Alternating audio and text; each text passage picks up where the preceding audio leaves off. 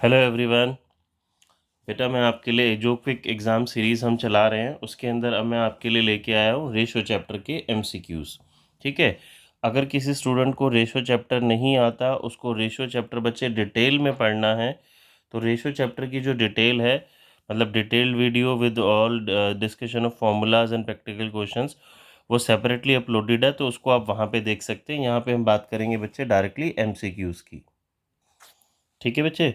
अगर किसी को डिटेल में देखना हो तो उसकी सेपरेटली वीडियो पूरी रेशियो चैप्टर की 7-8 वीडियोस अपलोडेड हैं। पूरी एक एक चीज़ डिटेल में डिस्कस की गई है, वो वहाँ पे आप देख सकते हैं, मेरे चैनल पे मिल जाएगी आपको। चलिए अब शुरू करते हैं बच्चे इसके एमसीक्यूज़। पहला क्वेश्चन बच्चे हमारे पास आ जाता है, देखिए विच of the following is not an activity ratio. बच्चे कौन सी एक्टिविटी रेशो नहीं है। अब देखिए एक्टिविटी रेशोज़ का हमने एक और नाम पढ़ा था, टर्नओवर रेशोज़। कौन कौन सी पढ़ी थी हमने? Inventory turnover ratio, creditor turnover ratio, trade payable या ट्रेड पेएबल तो क्रेडिटर टर्नओवर रेशो हो गई, ट्रेड रिसीवेबल टर्नओवर रेशो और वर्किंग कैपिटल टर्नओवर रेशो। तो देखिए वर्किंग कैपिटल भी इसमें है, ट्रेड रिसीवेबल भी है, इन्वेंट्री भी है, बट मेरा क्वेश्चन है कौन सी एक्टिविटी रेशो नहीं है। तो आंसर क्या हो जाएगा बच्चे यहाँ पे? Interest coverage ratio. Answer is B. आगे, while computing current ratio current assets do not include. बच्चे जब हम करंट रेशियो निकालते हैं तो उसका फॉर्मूला क्या था हमारे पास? Current assets upon current liabilities. Basically हम वहाँ क्या निकाल रहे थे? करंट एसेट्स की रियलाइजेबल वैल्यू, कि हमारी करंट एसेट्स कितनी है जो करंट लायबिलिटीज़ को पे कर पाएंगी। तो हमने वहाँ पे क्या देखा था? Loose tools stores and spares को हम उसमें इंक्लूड नहीं करते, क्योंकि उनको सेल नहीं करना होता हमें। And provision for doubtful debts को भी डेटर्स में से क्या कर देते हैं? डिडक्ट। तो करंट रेशियो कैलकुलेट करते टाइम हम ए और बी इन दोनों पार्ट्स को क्या कर देते हैं बच्चे? एक्सक्लूड। तो मेरा आंसर हो जाएगा option number D, both A and B. Next, which of the following will increase liquid ratio without affecting current ratio. इसको समझते हैं बच्चे। देखिए पहले इसका मैं आपको अगर मीनिंग समझाऊं एक बारी। देखिए उसने मुझसे बोला करंट रेशो और लिक्विड रेशो की बात कर रहा है। अब देखिए, तो लिक्विड रेशो का बच्चे क्या फॉर्मूला होता है? Liquid assets upon current liabilities. And current ratio का फॉर्मूला होता है current assets upon current liabilities. इन दोनों में डिफरेंस किस चीज़ का होता है बच्चे मेरे पास? इन दोनों में डिफरेंस किसका था? इन्वेंट्री एंड प्रीपेड एक्सपेंस का। दैट मीन्स हमने क्या पढ़ा था बच्चे? अगर मैं करंट एसेट्स में से इन्वेंट्री और प्रीपेड को सब्ट्रैक्ट कर दूं, तो जो रिमेनिंग एसेट्स मेरी बचेंगी, वो रिमेनिंग एसेट्स मेरी क्या होंगी? Liquid assets. ठीक है। अब इसको समझते हैं। तो इन ऑप्शंस को आप बच्चे ध्यान से समझेंगे तो इसका आंसर आ जाएगा option number D, sale of stock at cost. Meaning समझते हैं जी। अगर मैंने सपोज स्टॉक यानी कि इन्वेंट्री 10,000 रुपीज़ का सेल किया कॉस्ट पे, तो 10,000 रुपीज़ से मेरा इन्वेंट्री क्या हो जाएगा? डिक्रीज़। और 10,000 रुपीज़ से मेरा कैश क्या हो जाएगा? इंक्रीज़। ठीक है। अब क्वेश्चन क्या था? किस पॉइंट की वजह से मेरी लिक्विड रेशो इंक्रीज होगी विदाउट अफेक्टिंग करंट रेशो? देखिए करंट रेशो पे फ़र्क नहीं पड़ेगा इससे। क्यों फ़र्क नहीं पड़ेगा? करंट इन्वेंट्री और कैश दोनों ही मेरी क्या हो जाएंगी? Current assets. एक एसेट्स इंक्रीज, एक एसेट्स डिक्रीज, तो ये तो हो गई बच्चे मेरी सेम। बट मैं लिक्विड एसेट्स में आऊँ तो करंट एसेट्स के, ये लिक्विड एसेट्स के अंदर इन्वेंट्री तो इंक्लूड है ही नहीं। ठीक है, इन्वेंट्री तो इंक्लूड ही नहीं है ना, बट कैश इंक्लूड होगा इसके अंदर। तो कैश यहाँ पे मेरा क्या हो जाएगा? इंक्रीज। न्यूमरेटर इंक्रीज होगा तो बच्चे रेशो क्या हो जाएगी मेरी? इंक्रीज। बात समझ में आ रही है? मैं आपको एक पॉइंट और ऐसा करके दिखा देता हूँ। देखिए ये कोई भी इसमें से चूज़ कर लेते हैं। Sale of stock at loss. Stock मैंने सेल किया जी लॉस में। दैट मीन्स सपोज 10,000 रुपीज़ का इन्वेंट्री था, मैंने उसको 8,000 रुपीज़ में सेल किया, तो इसका करंट रेशो पे क्या फ़र्क पड़ेगा? यस पड़ेगा। बिकॉज करंट एसेट्स के अंदर इन्वेंट्री तो डिक्रीज़ हो जाएगा मेरा 10,000 से, बट कैश इंक्रीज़ होगा सिर्फ 8,000 से, बिकॉज 2,000 का तो लॉस है। तो करंट रेशो पे मेरी इफेक्ट आ जाएगा ना, करंट रेशो चेंज हो जाएगी मेरी। ठीक है। अब लिक्विड पे बात करते हैं। लिक्विड पे भी फ़र्क पड़ेगा, बट मेरा क्वेश्चन क्या है कि इसको इफ़ेक्ट किए बिना जो ये इंक्रीज़ हो जाए, तो उसमें सबसे सूटेबल पॉइंट बच्चे मेरा जो है, बाकी तो फिट ही नहीं होंगे, point number D, sale of stock at cost. इस क्वेश्चन को करने का मैंने आपको तरीका बता दिया। आगे आते हैं जी। Which of the following will reduce current ratio, current ratio किससे रिड्यूस होगी? तो करंट रेशो का बच्चे अगर आप फॉर्मूला देखें तो करंट रेशो का फॉर्मूला होता है, अगेन अभी हम इसी की बात कर लेते हैं, current assets upon current liabilities. अब वो बात कर रहा है जी किससे मेरी करंट रेशो डिक्रीज़ होगी। बच्चे मैं नॉर्मली आपको अगर बताऊं कोई भी रेशो डिक्रीज़ कब होगी, जब उसका न्यूमरेटर या तो डिक्रीज़ होता है या डिनोमिनेटर इंक्रीज़ होता है। तो आप इसमें से एक एक पॉइंट चेक करेंगे। अगर हम वैसे देखें फटाफट से मैं आपको बताऊं तो इसका आंसर आ जाएगा बच्चे C point, declaration of final dividend. क्यों, ये मैं आपको डिटेल में समझा देता हूँ। पॉइंट नंबर सी, बच्चे जैसे ही कोई कंपनी अपना डिविडेंड डिक्लेयर करती है, जो फाइन डिविडेंड डिक्लेयर करती है, तो वो डिक्लेरेशन उसकी बन जाता है बच्चे करंट लायबिलिटी। ये डिक्लेरेशन क्या बन जाता है उसकी? Current liability. क्यों करंट लायबिलिटी बन जाता है? कंपनी ने अब अपने शेयर होल्डर्स को प्रॉमिस कर दिया आपको हम ये डिविडेंड देंगे और ये with in a specified time period company को देना होता है। तो दैट्स वाई कंपनी की क्या बन जाता है? Current liability. अब देखिए अगर मैंने डिविडेंड डिक्लेयर करा तो सिर्फ मेरी करंट लायबिलिटी इंक्रीज़ हुई, अभी मैंने पे थोड़ी ना किया है, कैश पे कोई फ़र्क नहीं पड़ रहा, करंट एसेट्स में कोई फ़र्क नहीं पड़ रहा, सिर्फ डिनोमिनेटर क्या हो गया? डिक्रीज़। तो इसका ऑप्शन हो जाएगा बच्चे मेरा ऑप्शन नंबर सी। मैं आपको कोई और पॉइंट भी लेके समझा देता हूँ। देखिए payment of bills payable on maturity, A point समझते हैं। मेरे पास फॉर्मूला है जी current assets upon current liability. अगर मैं बिल्स पेबल की मैच्योरिटी पे पेमेंट करता हूँ, बिल्स पेबल की पेमेंट होगी बच्चे, तो क्या फ़र्क पड़ेगा?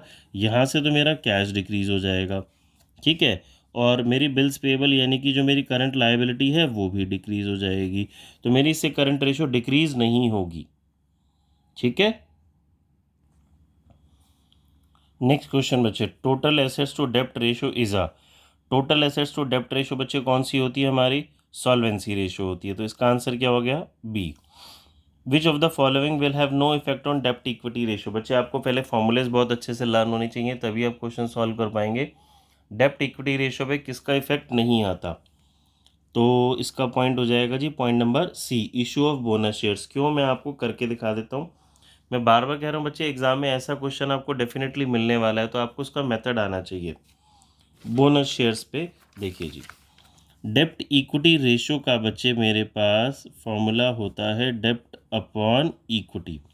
हम सभी ने बहुत डिटेल में डेप्ट इक्विटी को डिस्कस कर रखा है। डेप्ट का मतलब हो जाता है नॉन करंट लायबिलिटी और इक्विटी का मतलब हो जाता है share holders fund, share holder का पैसा, ठीक है जी। अब बोनस शेयर जब कंपनी देती है तो वो अपने रिजर्व्स और प्रॉफिट्स में से बोनस शेयर देती है। बोनस शेयर का मतलब होता है shares issued to equity share holders without any cost, मतलब आप इक्विटी शेयर होल्डर्स को फ्री में शेयर्स ऑफर कर रहे हैं, उनको दे रहे हैं। तो जब आप बोनस शेयर्स इशू करते हैं तो बच्चे शेयर होल्डर फंड को अगर मैं डिटेल में लिखूं तो इसमें क्या चीज़ होती हैं? Share capital and reserves and surplus, ठीक है। अगर आपको बैलेंस शीट अच्छे से याद है तो समझ में आ गया होगा। तो जब आप बोनस शेयर्स देंगे तो रिजर्व एंड सरप्लस यानी कि जो मेरे प्रॉफिट्स हैं वो डिक्रीज़ होगा और जो शेयर होल्डर फंड है वो इंक्रीज़ होगा। शेयर होल्डर फंड क्यों इंक्रीज़ होगा? क्योंकि जो मेरे नंबर ऑफ़ इक्विटी शेयर्स हैं वो बढ़ जाएंगे, ठीक है। तो डिनोमिनेटर में ही सेम अमाउंट प्लस हो रहा है और सेम अमाउंट माइनस हो रहा है, तो इससे मेरी डेप्ट इक्विटी रेशियो पे कोई फ़र्क नहीं पड़ेगा। अगर हम कोई और पॉइंट आपको लेके समझाएं, देखिए जी, purchase of fix assets by taking long term loan. अब आपने लोन लिया तो इसमें दो चीज़ें इन्वॉल्व कह रहे हैं बच्चे, एक फिक्स एसेट्स है और एक नॉन करंट लायबिलिटी है जो लॉन्ग टर्म लोन है। फिक्स एसेट्स इस रेशो में आ नहीं रहा है मेरे पास, तो जो नॉन करंट लायबिलिटी यानी कि मेरा जो न्यूमरेटर है वो इंक्रीज़ हो रहा है ना, न्यूमरेटर इंक्रीज़ होने से मेरी रेशो इंक्रीज़ हो जाएगी और उसने क्या बोला है बच्चे, इस पर कोई इफेक्ट नहीं होना चाहिए। Interest coverage ratio is given by, बच्चे इसका फॉर्मूला क्या था? Profit before interest tax upon interest on long term liabilities, ठीक है जी। तो मेरा ऑप्शन आ गया बच्चे, इसका ऑप्शन नंबर सी। 8th पे आते हैं, which of the ratios show how efficiently a company resources are used. Activity ratios, बच्चे जो एक्टिविटी रेशोज़ हैं वो बताती हैं कंपनी कितने एफिशिएंटली अपने रिसोर्सेज को मैनेज कर रही है। इसके लिए जो थ्योरी है वो चैप्टर की वो आपको थॉरली पढ़ी होनी चाहिए बच्चे पहले से। To calculate trade receivable turnover ratio dash is divided by average trade receivable. बच्चों नॉर्मल जस्ट फॉर्मूला आपको आना चाहिए। ट्रेड रिसीवेबल टर्नओवर का क्या फॉर्मूला था हमारे पास? नेट क्रेडिट सेल्स या credit RFO upon average trade receivable. तो मेरे पास देखिए जी 9th का ऑप्शन नंबर आ गया C, credit RFO। Given that opening inventory है, परचेजेस है, रिटर्न आउटवर्ड है, क्लोजिंग इन्वेंट्री है, return outward 40,000, closing inventory 20,000 less than opening inventory है। Closing inventory 20,000 less than opening inventory है। मुझे इन्वेंट्री टर्नओवर रेशियो निकालना है बच्चे। अब देखिए आपको बिल्कुल नॉर्मल कैलकुलेशन करनी है, फॉर्मूले आप सभी को लर्न है, इसको मैं आपको करके दिखा देता हूँ। हमें डेटा गिवन है बच्चे जी, क्वेश्चन नंबर 10 की बात हम कर रहे हैं। ओपनिंग इन्वेंट्री देखिए गिवन है 1,20,000 और क्वेश्चन में क्या कहता है, in the closing inventory is 20,000 less than opening. Closing inventory 20,000 कम है, तो क्लोजिंग इन्वेंट्री तो बच्चे आपके पास क्या आ गया 1 लाख। तो मेरे पास एवरेज इन्वेंट्री आ जाएगा। एवरेज इन्वेंट्री का formula opening inventory plus closing inventory upon 2, 2,20,000 upon 2, 1,10,000 आ गया। अब इन्वेंट्री टर्नओवर रेशो का फॉर्मूला क्या था बच्चे, cost of RFO upon average inventory. Cost of RFO क्या आएगा, कॉस्ट ऑफ RFO का फॉर्मूला लगा लीजिए जी, वो क्या होता है opening inventory plus purchases. Purchases question में गिवन है बच्चे, देखिए परचेजेस है 9 लाख और रिटर्न आउटवर्ड गिवन है। रिटर्न आउटवर्ड परचेजेस रिटर्न ही होता है, तो हम नेट लेंगे 8,60,000 प्लस डायरेक्ट एक्सपेंसेस, जो कि मुझे क्वेश्चन के अंदर कोई भी गिवन नहीं है direct expenses, minus closing inventory.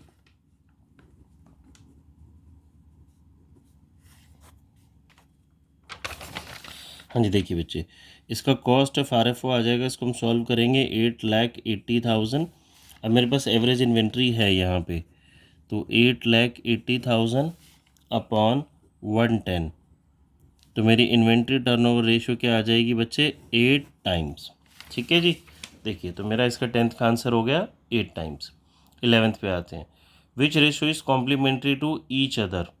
बच्चे answer is B, operating ratio, operating and operating profit ratio. ठीक है, अगर किसी स्टूडेंट को नहीं आता तो मैं बता देता हूँ, operating ratio plus operating profit ratio equals to 100% होता है। बच्चे ये याद रखेंगे, एग्जाम में हमें बहुत बार ऐसा क्वेश्चन आता है जी, ऑपरेटिंग रेशो अगर आपकी 89% है तो ये कितनी होगी। तो आपको कॉन्सेप्ट पता होना चाहिए, दोनों का टोटल 100 होता है, ये 89% है तो ये कितनी हो गई 11%। ठीक है, next 12th question, if LR limited has total डेप्ट ऑफ 370, लॉन्ग टर्म डेप्ट ऑफ 2 लाख। बच्चे टोटल डेप्ट का मतलब होता है टोटल लायबिलिटी, लॉन्ग टर्म डेप्ट हो गया non current liability, working capital है 1,80,000, then its current ratio will be. देखिए बच्चे, जिनको फॉर्मूलेज आते हैं, जिन्होंने क्वेश्चंस किए हैं उनको समझ आ चुका। टोटल डेप्ट के अंदर से आप लॉन्ग टर्म डेप्ट को सब्ट्रैक्ट कर देंगे, टोटल डेप्ट में से लॉन्ग टर्म डेप्ट को सब्ट्रैक्ट कर देंगे तो करंट लायबिलिटी आ जाएगा। देखिए अगर किसी स्टूडेंट को नहीं आता तो टोटल डेप्ट यानी कि total liability, non current liability plus current liability.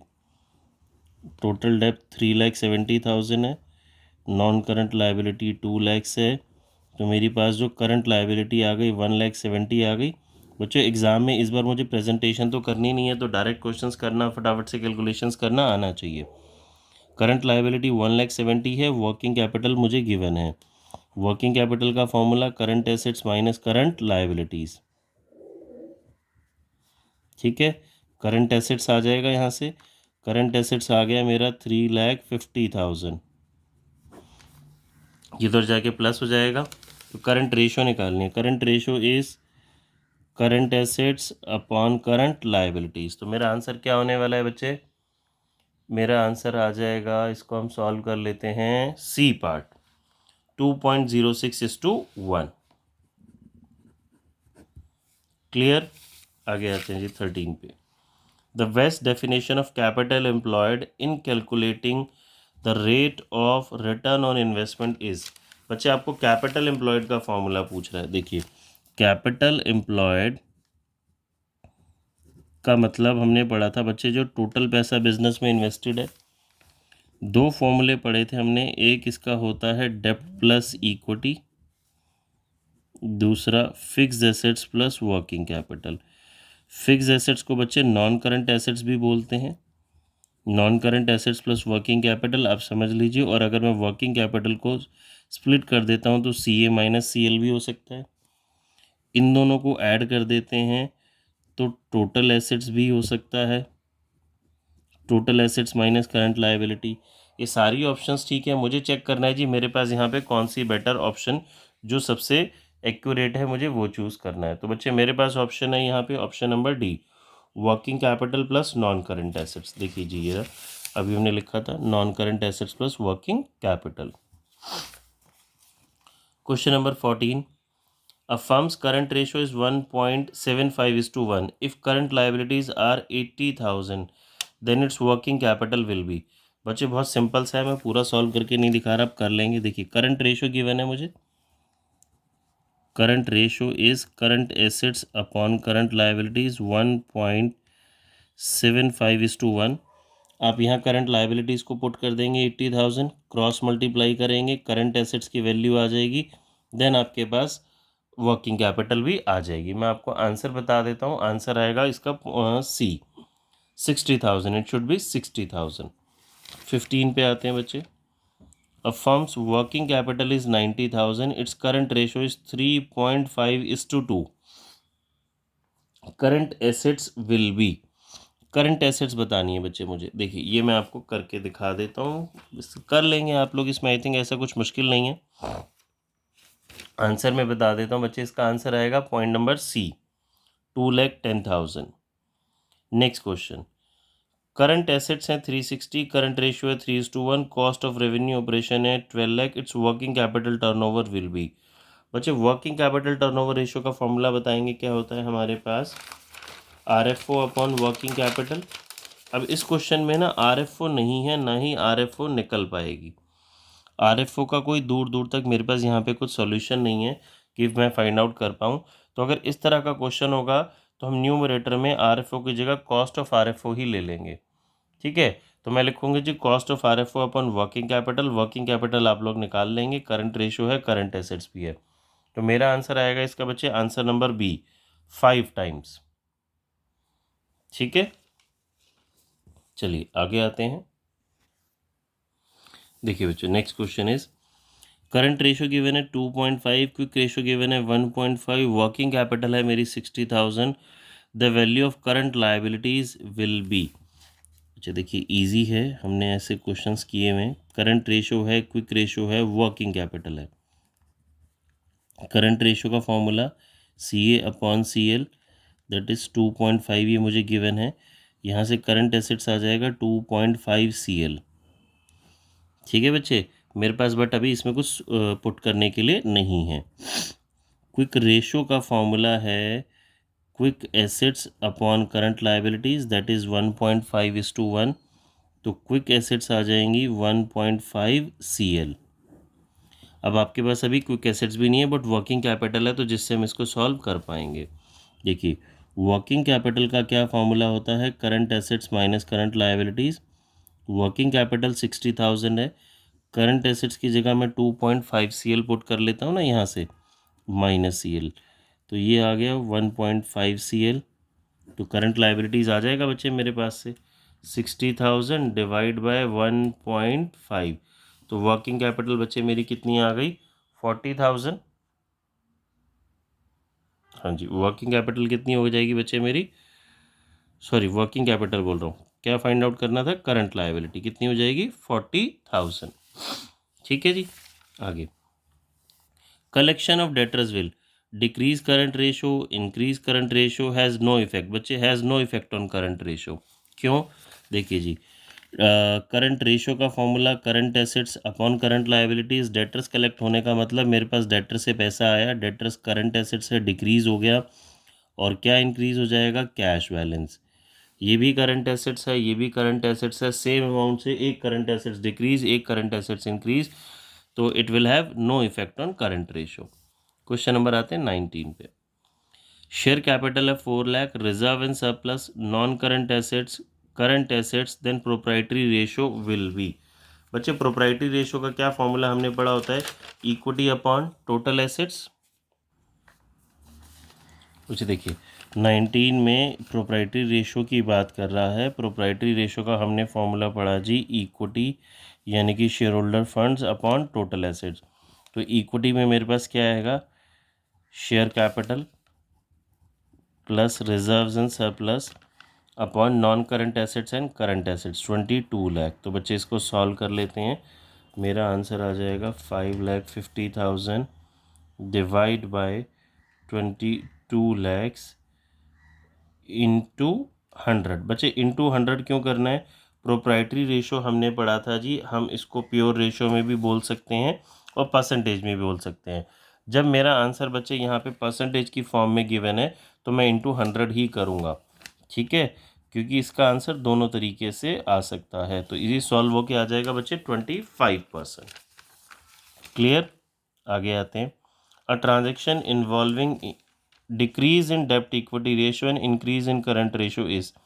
बच्चे जिससे डेप्ट इक्विटी रेशियो डिक्रीज हो और करंट रेशियो इंक्रीज हो, तो यहाँ पे मेरा आंसर आएगा बच्चे option number C, issue of shares for cash.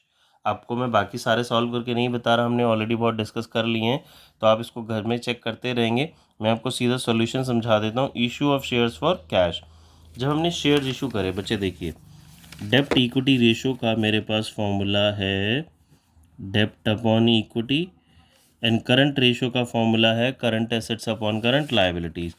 वो डेप्ट इक्विटी रेशियो में क्या कह रहा है जी, डिक्रीज होना चाहिए और इसमें इंक्रीज होना चाहिए। अब मैंने शेयर्स इशू करे कैश में। बच्चे शेयर्स इशू करने का मतलब ये शेयर कैपिटल इंक्रीज होगी, डिनोमिनेटर इंक्रीज होगा तो रेशियो डिक्रीज। शेयर्स इशू करे कैश में तो पैसा आएगा, कैश इंक्रीज हुआ, कैश मेरी करंट एसेट्स, यहाँ पे न्यूमरेटर इंक्रीज होगा तो रेशियो इंक्रीज हो जाएगी। तो ये इसमें बिल्कुल फिट बैठता है बच्चे कि अगर हम शेयर्स इशू करेंगे कैश में तो मेरी डेप्ट इक्विटी रेशियो डिक्रीज होगी और करंट रेशियो इंक्रीज होगी। देखिए जी next question, a company extend credit term of 45 days to its customer. अच्छा क्वेश्चन है, ध्यान से देखेंगे। Its credit collection period would be considered poor if its average collection period was 30 days, 41, 52, 36 days. तो answer बचे क्लियर कट समझ में आ रहा है 52 डेज। कैसे, इस बात को ध्यान से समझते हैं। देखिए 45 डेज़ का पीरियड देते हैं, ठीक है, और मेरा जो पेमेंट है वो कलेक्शन हो रहा है, अगर इसके अंदर अंदर ही मैं पेमेंट कलेक्ट कर लूँगा तो that would be good. But हमारी पेमेंट कब कलेक्ट हो रही है, वो कह रहा है जी अगर पुअर है, कलेक्शन पीरियड यानी कि ख़राब है, कब, अगर इसके भी बाद में पेमेंट हमें मिलती है, तो इसके बाद में भी पेमेंट हमें कब मिलेगी, 52 डेज़ में, ठीक है। आगे आते हैं जी। If 365 is divided by inventory turnover ratio it becomes a measure of average age of inventory. बच्चे average age of inventory 23, cost of RFO, current assets, current liabilities, working capital turnover. बच्चे कर लेंगे, बहुत सिंपल है। Working capital turnover ratio का formula RFO upon working capital. But इस question में again same point एक हमने पहले किया था, कॉस्ट ऑफ आरएफओ गिवन है, आरएफओ नहीं गिवन, ना ही इसमें आरएफओ निकल पाएगी, तो मैं न्यूमरेटर में कॉस्ट ऑफ आरएफओ ही रख लूँगा। Then dash indicates the percentage of each sales rupee remaining after the firm has paid cost of goods sold। बच्चे सेल्स में से अगर आप कॉस्ट ऑफ गुड्स सोल्ड पे कर देते हैं, घटा देते हैं, तो क्या बचता है, gross profit.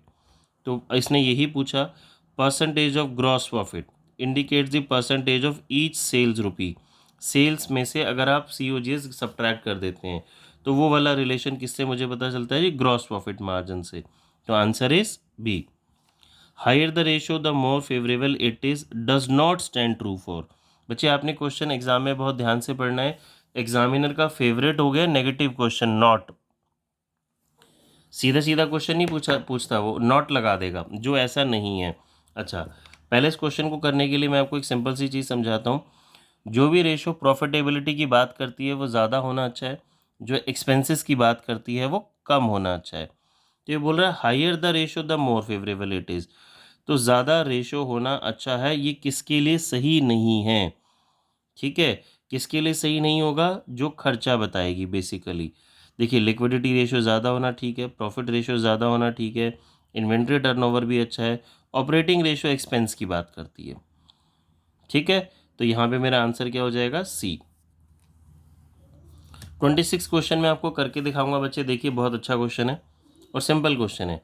If selling price is fixed at 25% above cost, जो सेल्स प्राइस है 25% से ज़्यादा है, कॉस्ट का 25% ज़्यादा है, तो gross profit ratio will be. बच्चे देखिए क्या कह रहा है ये। लेट मेरी जो कॉस्ट है वो अगर 100 है तो ग्रॉस प्रॉफिट है 25% अबव कॉस्ट, कॉस्ट से 25% ज़्यादा। ठीक है जी। तो सेल्स प्राइस कितना हो गया 125, कॉस्ट में प्रॉफिट ऐड करेंगे तो अभी ग्रॉस प्रॉफिट रेशियो पूछ रहा है।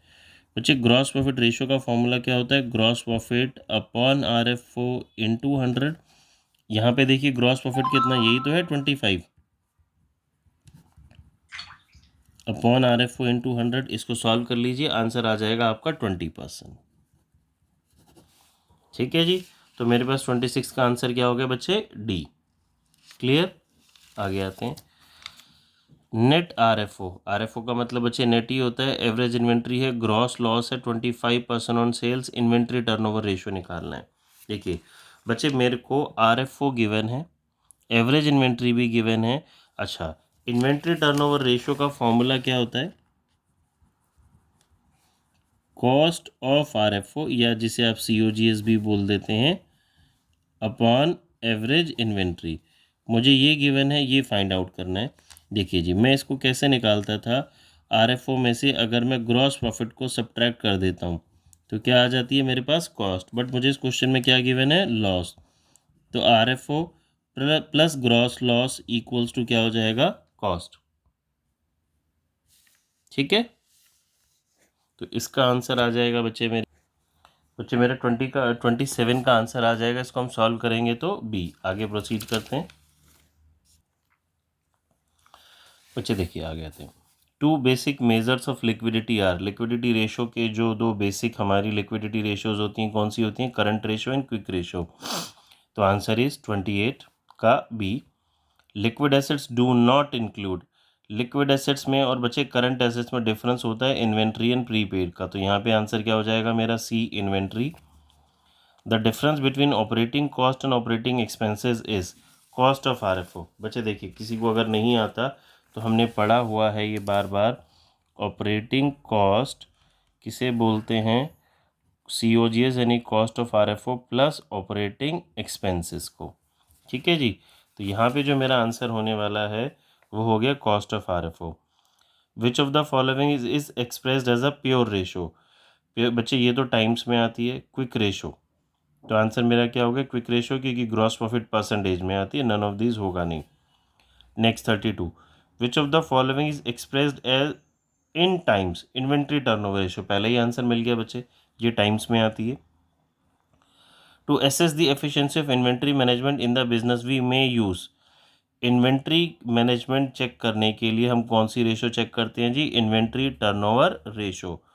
Working capital is the cash and bank balance, loans borrowed from bank, difference between current assets and current liabilities, और difference between current assets and fixed assets. तो बच्चे आप सभी को आता है ऑप्शन नंबर सी।